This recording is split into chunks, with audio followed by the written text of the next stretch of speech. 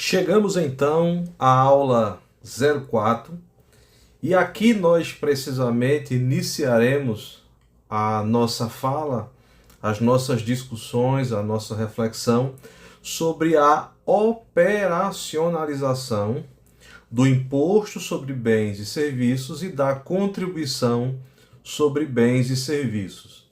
Esse tema que versa sobre a operacionalização, como o próprio termo já nos afirma, ele é extremamente amplo e diz respeito a muitas variantes da operacionalização do IBS e da CBS.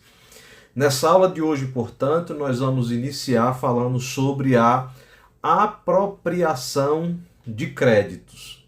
Para a gente falar da apropriação dos créditos, é razoável que aquele que esteja me vendo aqui na aula 04 já tenha uma noção muito clara do sistema da não cumulatividade.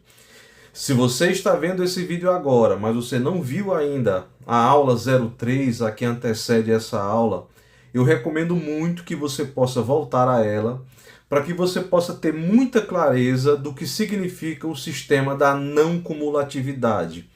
Porque o sistema da não cumulatividade é um eixo fundamental da reforma tributária. Obviamente, esse sistema da não cumulatividade, ele já existe hoje para o regime do lucro real, de forma que apura os tributos tanto do ICMS como do PIS e COFINS com essa sistemática, mas mesmo as empresas do regime do lucro presumido, ainda que não apure o PIS e a COFINS pela não cumulatividade, mas o ICMS é apurado pela não cumulatividade. A diferença é que com a reforma tributária não vai haver mais a possibilidade de apuração nessa modalidade, por exemplo, que temos hoje do PIS e COFINS do lucro presumido, que é uma alíquota menor que incide sobre o faturamento. Então, o regime regular do IBS e da CBS na reforma tributária será pela não cumulatividade. Sendo que, com a diferença de que a não cumulatividade na reforma tributária, ela é chamada de não cumulatividade plena. Então, para você entender isso, é mister que, como dever, você já tenha assistido a aula 03, para que a gente possa avançar pensando na não cumulatividade, especificamente agora na apropriação dos créditos. Eu não posso deixar de colocar aqui, pelo menos a título de revisão, esse quadro que eu apresentei na aula anterior, porque esse quadro que eu apresentei na aula anterior, na aula 03, ele mostra a essência do regime não cumulativo. E qual é a essência do regime não cumulativo? Ora, é de que o tributo que é pago numa cadeia anterior, ele é descontado no momento da apuração e da mesma forma ocorre para as cadeias subsequentes. Então, apenas para reforçar essa compreensão, veja, nós temos aqui, por exemplo, uma indústria que na sua saída, de forma hipotética, nós estamos colocando aqui uma alíquota de 20%. Então, numa venda da indústria, ele vai ter o destaque de 20% de tributos. Portanto, ele vai recolher os R$ 400 de uma operação de 2.000. Na etapa seguinte, digamos aí, no atacadista, o que nós temos aqui? Nós temos uma venda feita pelo atacadista, em hipótese aqui nessa simulação por 3.500, o que com um tributo de 20% ele deveria recolher os R$ 700. Mas repare, ele vai poder descontar os R$ 400 já recolhido da cadeia anterior e, portanto, ele vai ficar com um recolhimento de R$ 300. Aqui nós temos a essência da não cumulatividade. Ora, uma vez que esse produto é adquirido agora por um varejista, o varejista vai vender por 4.000, supondo a mesma alíquota de 20%, ele deveria recolher 800. Só que o destaque do tributo da cadeia anterior foi 700, que ele vai poder se compensar agora. Então, com isso, nós vamos ter, pelo regime da não cumulatividade, ele podendo se abater do destaque do tributo da cadeia anterior, que foi R$ 700, e ele vai recolher R$ 100. Ou seja, isso evita, nesse sistema da não cumulatividade, a tributação em cascata, quando se tributa o tributo sobre o tributo que está inserido no preço daquele produto ou daquela mercadoria. Então é importante que a gente pelo menos entenda qual é a sistemática da não cumulatividade e estamos julgando que isso esteja claro aqui. Pois bem, uma das características, portanto, da não cumulatividade é essa apropriação de créditos. No nosso exemplo aqui, veja que a cadeia do atacadista ele se apropriou do crédito de R$ 400, que foi destacado na operação anterior. Por outro lado, no nosso exemplo aqui, o varejista se creditou, se apropriou de créditos de R$ 700, que era o que estava destacado na cadeia anterior. Então, é isso que nós chamamos de apropriação de créditos.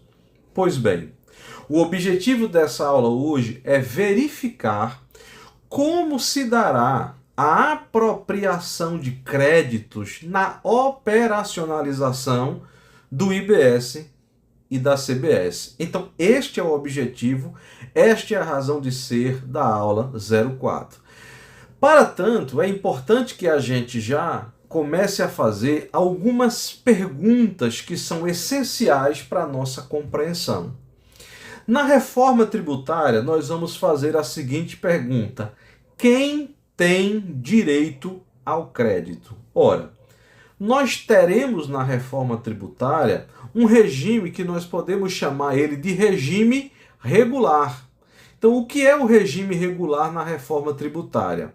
O regime regular é o regime a qual todas as empresas, de modo geral, estarão enquadrados, ou seja, não haverá, para fim dos tributos sobre o consumo, o que nós temos hoje, lucro real ou lucro presumido, para fins dos tributos sobre o consumo, e se você quer entender melhor isso, eu recomendo a nossa aula introdutória, nós teremos apenas um regime, que é o regime regular. Claro, e vai continuar existindo o regime do Simples Nacional.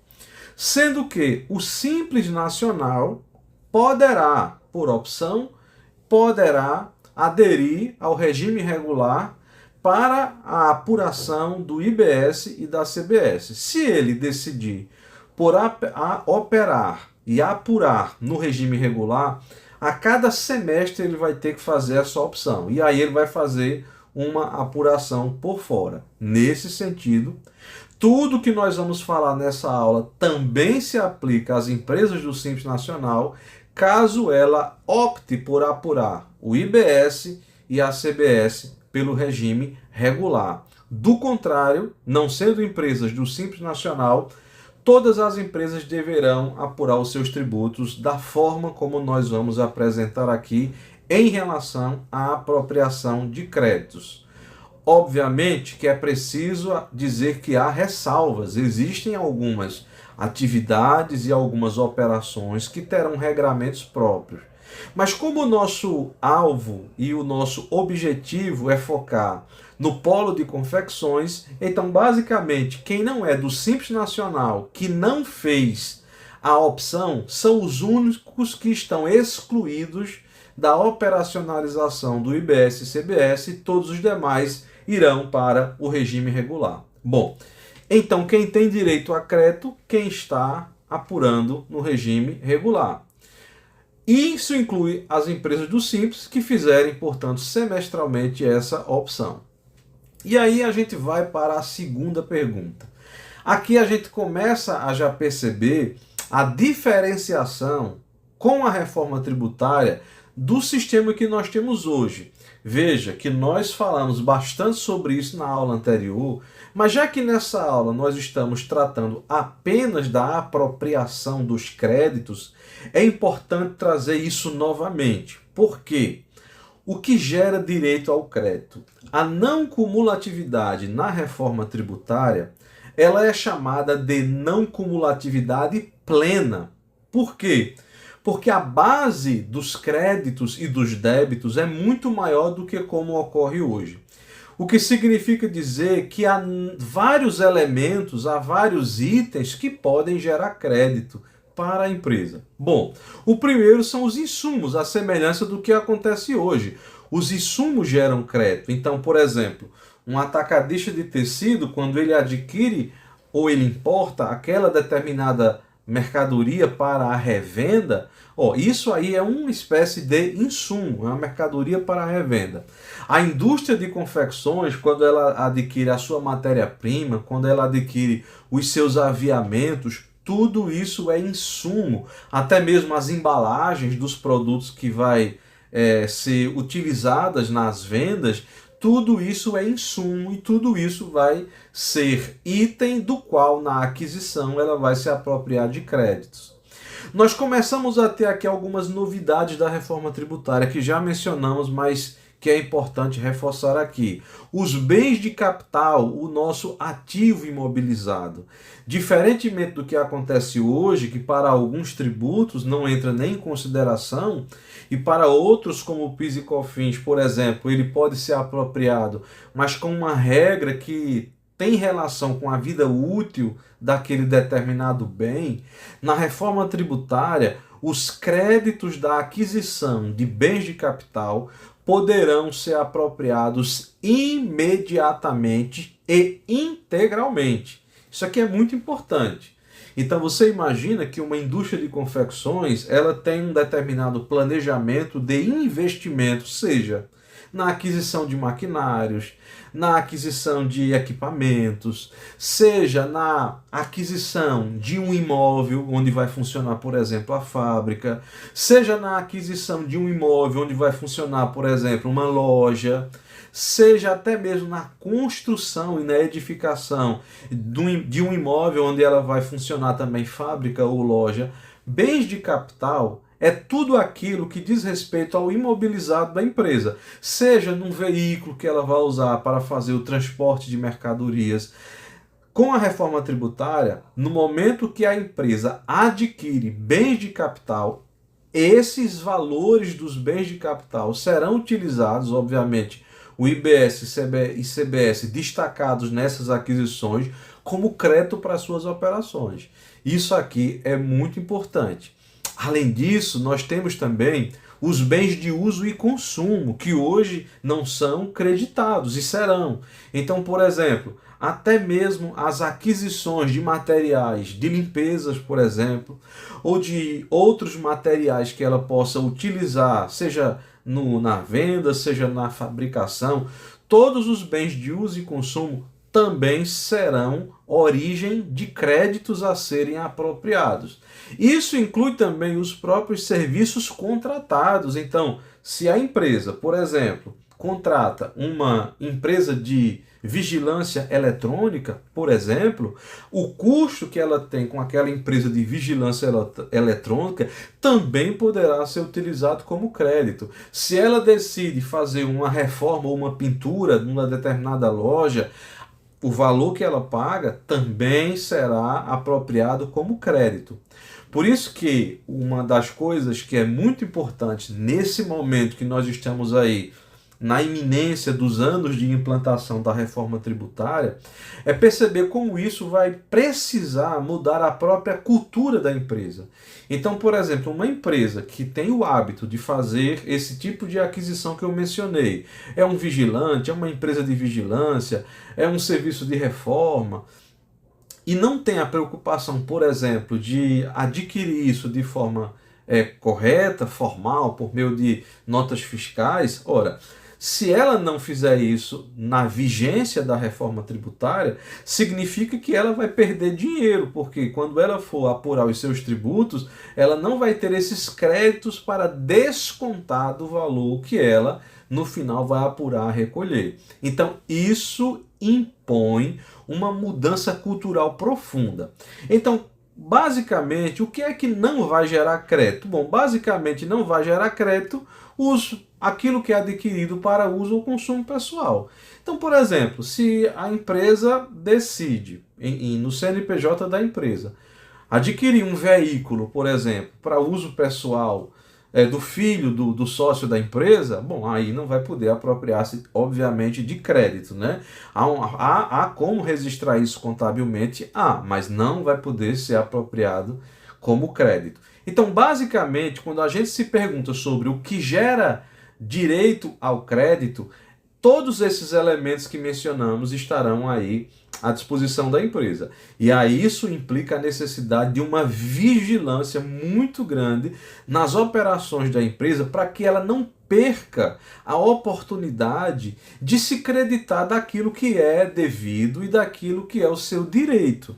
Então, basicamente, o que a gente vai perceber no início dessa reforma, da implantação da reforma tributária, lá em 2027, propriamente dito, porque já em 27 já haverá plenamente a CBS, é exatamente empresas que, se não se prepararem para isso, elas vão perder dinheiro, porque elas vão deixar de descontar do valor a pagar créditos que elas poderiam muito bem terem apropriado na aquisição de bens de uso e consumo, de serviços contratados, de bens de capital e dos próprios insumos de um modo geral.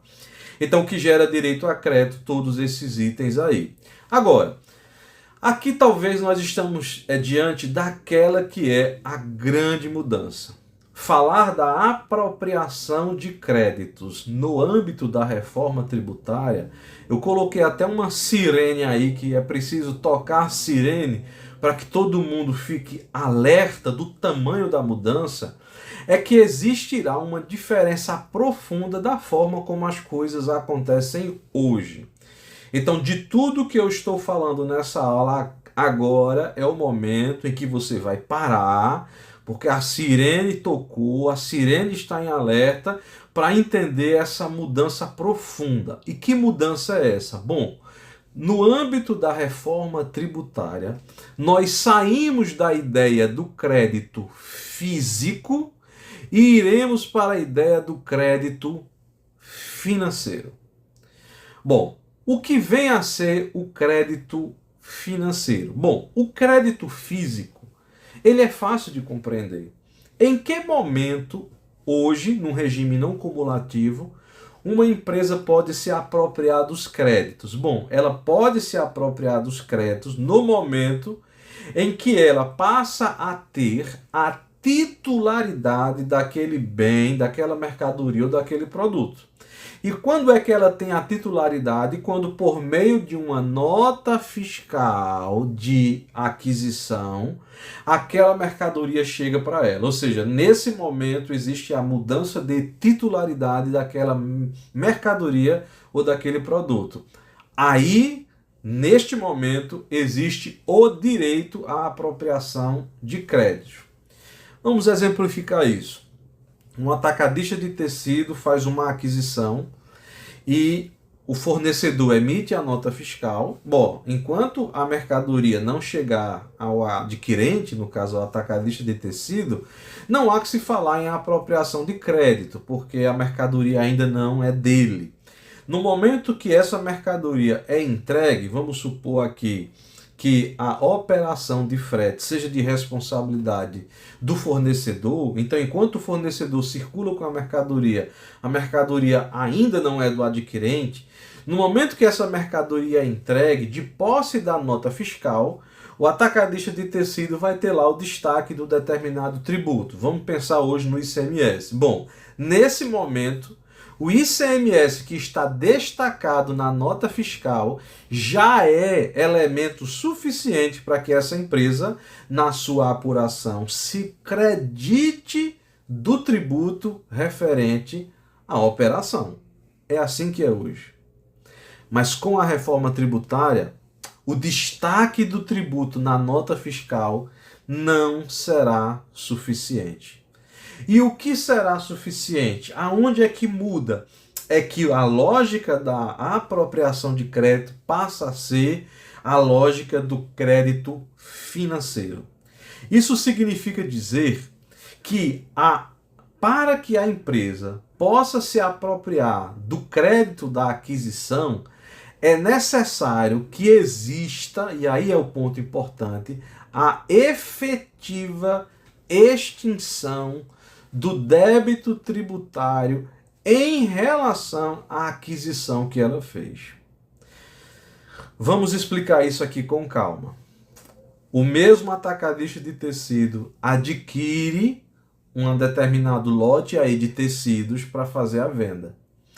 Bom, no momento que ele adquire, ele também vai receber lá uma nota fiscal, tudo certinho. Bom, a questão é, em que momento ele vai poder se apropriar do crédito destacado na nota? Vamos aqui imaginar que ele fez uma aquisição, mas ele só vai pagar essa mercadoria, ele comprou a prazo, ele só vai pagar essa mercadoria, vamos supor, a 30 dias. Então veja que mudança profunda. Ele não vai poder se apropriar do crédito dessa mercadoria que ele comprou, enquanto o débito destacado da nota pelo fornecedor não for recolhido à Receita Federal. Ou seja, aquele tributo destacado na nota fiscal só vai poder virar crédito para esse nosso atacadista de tecido no momento que esse tributo for pago à Receita Federal. E aí vem uma mudança profunda. Em que momento esse tributo será pago? Esse tributo somente será pago no momento em que o fornecedor pagar efetivamente o valor dessa mercadoria que ele adquiriu. Por isso que a lógica agora deixa de ser física para ser financeira. Isso que eu estou falando aqui é da máxima importância da sua atenção. Ou seja, de alguma maneira, isso faz um sentido para o fisco. Isso faz sentido para o Tesouro. Por quê? Porque ele entende que você só pode se apropriar daquilo que é crédito se aquilo que é crédito já foi recolhido para a Receita Federal. Do contrário, você iria se apropriar de um crédito que a Receita Federal nem recebeu ainda. Então, por isso que essa lógica é a lógica financeira. Mas aí você deve estar pensando, bom, quer dizer que o tributo que eu vou poder me apropriar como crédito, ele só vai poder ser recebido como crédito no momento que eu pagar ao fornecedor. Isso quer dizer que o fornecedor não vai ter que recolher o tributo dele, só vai recolher o tributo dele quando eu pagar a ele? A resposta é sim. E aí eu quero apresentar a você um mecanismo criado para a reforma tributária, que é um mecanismo chamado de split payment, que basicamente significa dizer que o pagamento é dividido, ou seja, é a divisão do pagamento. Aqui eu quero sua atenção, porque quando a gente fala de reforma tributária, e você já deve estar ouvindo isso bastante nas redes sociais, nos muitos cursos que já existem, nas consultorias que já estão propondo, nos programas de software que estão se preparando para isso, muito se fala do split payment, porque ele é um mecanismo que sabe o coração da reforma tributária? É o split payment, que é o pagamento dividido. Então, basicamente, o que é que vai acontecer? Vamos imaginar aqui sob a ótica do cliente. Então, como eu estou falando aqui da apropriação de créditos, eu quero que você raciocine não como sendo o contribuinte que vai pagar o tributo. Isso a gente vai falar quando estivermos tratando sobre a operacionalização do IBS-CBS na perspectiva da extinção do débito. É quando você vai recolher o seu tributo. Aqui não. Aqui a gente está falando das aquisições que você realiza e do momento em que você vai poder usar o tributo destacado na nota fiscal como crédito na sua operação. Então, em que momento é que isso vai acontecer? Na nossa imagem aqui, no nosso gráfico, está muito claro a forma que vai ocorrer. O cliente, então, vamos imaginar aquele atacadista de tecido que adquiriu um determinado lote para revender, Chega os 30 dias, né? Então, enquanto ele não pagar, ele não pode se apropriar do crédito. Ele não pode, porque não houve ainda a extinção do débito. Mas vamos supor que chega aqueles 30 dias e ele vai pagar. E aí a gente entra para o sistema de pagamento. Quando ele paga aquela mercadoria, aquela nota fiscal já vai dizer o que é o valor líquido da mercadoria e o que é o valor do tributo daquela aquisição que você fez. E por que vai estar tão claro assim? Porque nós saímos de uma lógica onde o tributo deixa de ser por dentro, como é hoje, e passa a ser por fora. Ou seja, vai ficar claro em todas as aquisições o valor do produto propriamente dito e o valor do tributo propriamente dito. Recomendo que você volte à aula 02 para entender isso bem direitinho. Mas veja, quando então o adquirente vai fazer o pagamento referente àquela aquisição, no sistema financeiro, no sistema de pagamento, ele mesmo já vai fazer a divisão. Daí onde vem a expressão split, ele vai dividir o pagamento. E ele vai dividir o pagamento como? Ele vai dividir o pagamento para o valor líquido que vai para o fornecedor e ele vai mandar o tributo para o governo, para os cofres do Tesouro Nacional. Ou seja, supondo aqui, em hipótese, que você adquiriu uma mercadoria por 100 mil reais, um lote lá de tecido, 100 mil reais. Supondo em tese que sobre essa aquisição a tributação do IBS-CBS seja de 20%. Ou seja, na nota fiscal vai constar lá 120 mil reais, separado, 100 mil da mercadoria, 20 mil do IBS e da CBS. No momento que você faz o pagamento, o próprio sistema financeiro, o próprio banco, ele recebe os 120 mil de você e ele já vai automaticamente fazer a divisão, o split desse pagamento. Ele vai mandar os 100 mil como valor líquido para o fornecedor e vai mandar os 20 mil para o governo referente aos tributos. Isso significa dizer que, no momento do pagamento, houve, de fato, a extinção do débito dessa venda que foi realizada. Ou seja, no momento que ocorreu a extinção do débito daquela operação, aí sim, somente a partir daí, é que agora você que fez o pagamento vai poder se apropriar dos créditos dessa operação.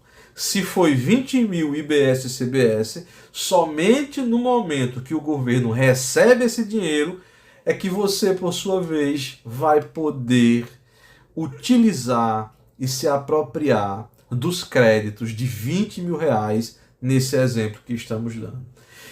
Então, minha gente, eu sei que até a gente se acostumar com essas operações, vai ser necessário talvez você voltar para ouvir novamente, talvez seja necessário você dar uma pausa para tentar rascunhar como é que vai ser isso. E não se preocupe que quando tiver nos finais dos últimos vídeos desse curso da reforma tributária para o polo de confecções, a gente vai fazer algumas simulações aqui, mas o ponto de fundamental atenção aqui não é suficiente ter a nota fiscal com o tributo destacado para se apropriar de crédito. Mas isso vai exigir que antes que o crédito seja se apropriado, ele somente poderá ser apropriado quando ocorrer a extinção do débito. O impacto que isso tem nos fluxos de caixa das empresas vai ser profundo. Nós estamos falando numa mudança cultural muito grande. Então, não se assuste se alguém, na vigência da reforma tributária, receber lá um determinado valor a pagar e se espantar com o valor e fazer a pergunta: mas como eu tive esse valor todo a pagar se eu comprei essas mercadorias esse mês? A resposta é que o crédito você não vai poder se apropriar só pelo fato de adquirir, da mercadoria chegar com nota fiscal. Resta saber se os débitos destacados, os tributos destacados nessa nota fiscal foram efetivamente pagos. Porque enquanto eles não forem efetivamente pagos, você não vai poder se apropriar do crédito. Então, se você pagou aquela mercadoria, então significa dizer que você vai poder se apropriar dos créditos. O impacto disso é muito grande porque, principalmente para empresas que operam com aquisição de mercadoria de fornecedores com pagamentos a prazos e intercalados, ele vai precisar montar a sua operação com tal organização para não ter sustos. Por quê? Porque vai precisar haver uma previsibilidade de quando eu vou pagar o meu fornecedor, para que com essa previsibilidade de quando eu vou pagar o meu fornecedor, eu possa ter um planejamento de como vai ser o impacto dos meus tributos a recolher mensalmente. A não ser que você imagine, não, mas comigo não funciona assim. A minha empresa, a gente compra tudo sempre à vista. Então, no momento que a mercadoria sai do fornecedor, ela já sai paga. Bom, se é assim, então você já vai ter a possibilidade de apropriar-se dos créditos na hora que a mercadoria chega. Mas eu sei que não é assim. Na prática, existe programação financeira, negociação, pagamento a prazo. Então isso vai exigir um bom planejamento tributário para poder, no mínimo, ter previsibilidade dos valores que eu tenho a recolher. Isso é muito importante. Bom, para a gente avançar aqui, então é importante que a gente faça essa ênfase aqui. A ênfase é essa: o momento do crédito é a liquidação financeira da operação. Enquanto a mercadoria que você adquiriu não for paga, você não poderá se apropriar do crédito. Isso aqui é um mantra, isso aqui é para ser colado na porta da geladeira. O momento do crédito é a liquidação financeira da operação. Muito importante isso. Agora, obviamente, a gente poderia refletir, e a Lei Complementar 214/2005 trata sobre isso.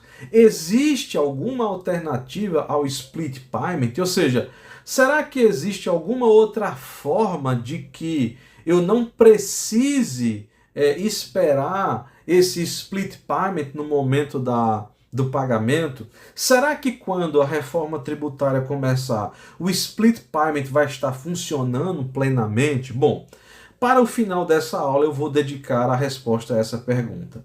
A primeira alternativa ao split payment trazido pela própria lei complementar é o que a gente chama de inversão de responsabilidade.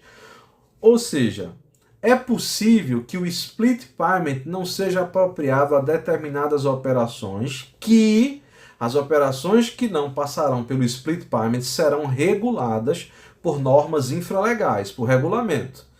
Então vamos supor que o governo regulamente, olha, essas operações não serão subordinadas, sujeitas ao split payment. Isso muda a lógica de que eu só posso me apropriar do crédito no momento em que esse débito for pago da operação? Isso não muda.